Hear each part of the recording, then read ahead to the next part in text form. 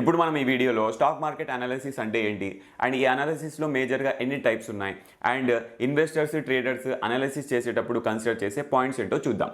First of all analysis అంటే ఏంటి? For example ఒక ఇండైసెస్ కావచ్చు, అంటే బ్యాంక్ నిఫ్టీ, ఫిన్ నిఫ్టీ, ఆ స్టాక్స్, ఈ ఫ్యూచర్స్ అండ్ ఆప్షన్ యొక్క చార్ట్ కావచ్చు. ఇది వీటి కరెంట్ ప్రైస్ నుంచి అప్ సైడ్ డైరెక్షన్కి మూవ్ అవుతుందా, అంటే 100 నుంచి 110, 120కి మూవ్ అవుతుందా, లేదా కరెంట్ ప్రైస్ నుంచి డౌన్ సైడ్ అంటే 100 నుంచి 90, 80కి మూవ్ అవుతుందా అని ఒక అంచనా వేస్తారు. దీన్ని ఇక్కడ అనాలిసిస్ అని పిలుస్తాం.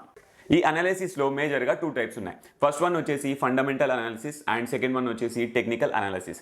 ఈ ఫండమెంటల్ అనాలిసిస్ ఏదైతే ఉందో ఇది కేవలం long term investors and short term investors ద్వారా మాత్రమే ప్రిఫర్ చేయబడుతుంది. ఇక్కడ లాంగ్ టర్మ్ ఇన్వెస్టర్స్ అంటే ఎవరైతే స్టాక్ మార్కెట్లో వాళ్ళ మనీని 1 ఇయర్ కంటే ఎక్కువ టైం కోసం, అంటే 1 ఇయర్, 2 ఇయర్స్, 3 ఇయర్స్, 10 ఇయర్స్ వరకు ఎవరైతే ఇన్వెస్ట్ చేయాలి అనుకుంటారో అలాంటి ఇన్వెస్టర్స్ని మనం లాంగ్ టర్మ్ ఇన్వెస్టర్స్ అని పిలుస్తాం.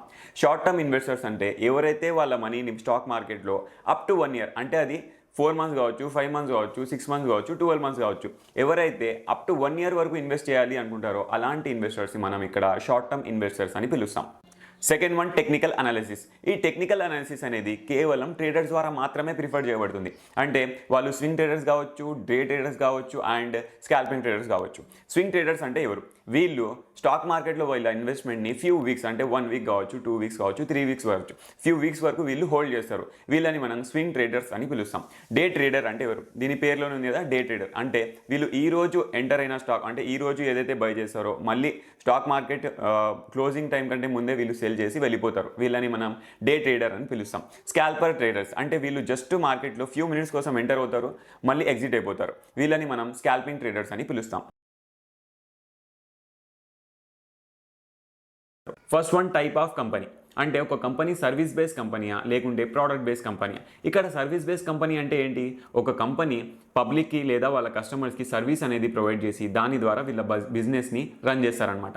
For example Airtel, Idea, Jio ఇవన్నీ ఏం చేస్తాయి? మనకి కాలింగ్ సర్వీస్ని ప్రొవైడ్ చేసి దాని ద్వారా వీళ్ళ బిజినెస్ని రన్ చేస్తారు. అంటే దాని ద్వారా వీళ్ళు ప్రాఫిట్స్ని జనరేట్ చేస్తారు. ఇలాంటి కంపెనీస్ని మనం ఇక్కడ సర్వీస్ బేస్డ్ కంపెనీస్ అని పిలుస్తాం.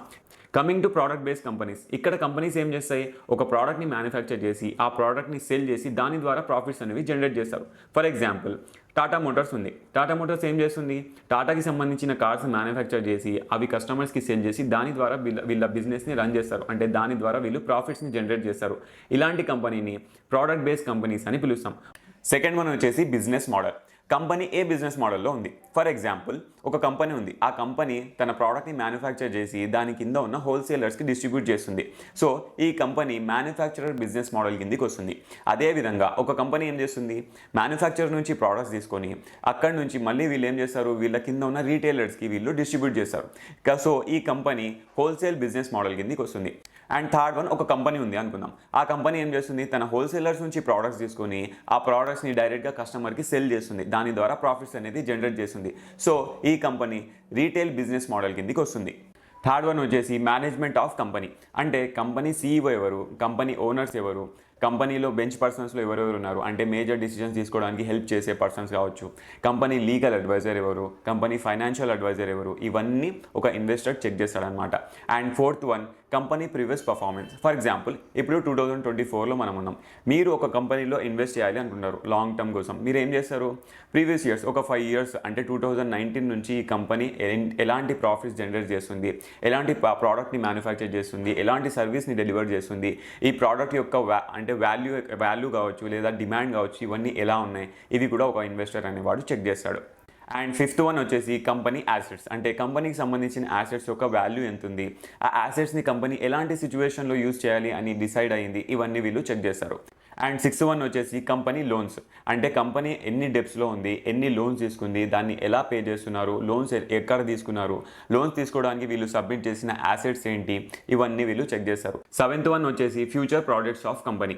అంటే కంపెనీ ఫ్యూచర్లో ఎలాంటి ప్రోడక్ట్స్ని మ్యానుఫ్యాక్చర్ చేయబోతుంది, ఎలాంటి ప్రోడక్ట్స్ని లాంచ్ చేయబోతుంది, లేదా కంపెనీ ఫ్యూచర్లో ఎలాంటి సర్వీసెస్ పబ్లిక్ ప్రొవైడ్ చేయాలి అనుకుంటుంది, ఇవన్నీ వీళ్ళు చెక్ చేశారు. అండ్ ఎయిత్ వన్ వచ్చేసి company cash flow, company profits, company income ఎంత ఉంది, ఇవన్నీ వీళ్ళు చెక్ చేశారు. నైన్త్ వన్, పబ్లిక్లో కంపెనీ మీద ఎలాంటి ట్రస్ట్ ఉంది, అంటే ఫర్ ఎగ్జాంపుల్ మనమే చూద్దాం, ఇప్పుడు రిలయన్స్ షేర్స్ కావచ్చు లేదా టాటా మోటార్స్ షేర్స్ కావచ్చు, మనం ఈ కంపెనీస్ని బ్లైండ్గా నమ్మేస్తాం. ఎందుకంటే ఇవి ప్రీవియస్ ఇయర్స్ నుంచి మంచిగా పర్ఫామ్ చేస్తున్నాయి, మంచి ప్రోడక్ట్స్ని లాంచ్ చేస్తున్నాయి, మంచి సర్వీసెస్ని ప్రొవైడ్ చేస్తున్నాయి, కాబట్టి మనం ఆ కంపెనీస్ని నమ్ముతున్నాం.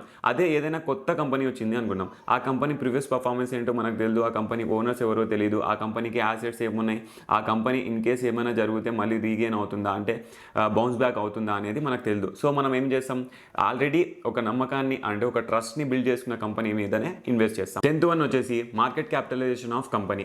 అంటే కంపెనీ ఓవరాల్ షేర్ వాల్యూ ఎంత ఉంది, అంటే పబ్లిక్లో అవైలబుల్ ఉన్న షేర్స్ అండ్ కంపెనీ ఓనర్స్ దగ్గర ఇన్వెస్టర్స్ దగ్గర ఉన్న షేర్స్ అన్నీ కలిపితే ఎంత వాల్యూ వస్తుంది, ఇది కూడా ఒక ఇన్వెస్టర్ అనేవాడు చెక్ చేస్తాడు. Coming to technical analysis. ఈ టెక్నికల్ అనాలిసిస్ చేసేటప్పుడు ట్రేడర్స్ ఎలాంటి పాయింట్స్ని కన్సిడర్ చేస్తారో మనం ఇప్పుడు చూద్దాం. ఫస్ట్ వన్ వచ్చేసి ప్రైస్ యాక్షన్. ఈ ప్రైస్ ప్రీవియస్ డేస్లో ప్రీవియస్ వీక్స్లో ఎలా ప్రైస్ మూవ్ అయింది లేదా ఎలాంటి బిహేవియర్ షో చేస్తుంది, దాన్ని బట్టి వీళ్ళు ఫ్యూచర్లో ట్రేడ్స్ తీసుకుంటారు. అండ్ సెకండ్ వన్ వచ్చేసి చార్ట్ ప్యాటర్న్స్.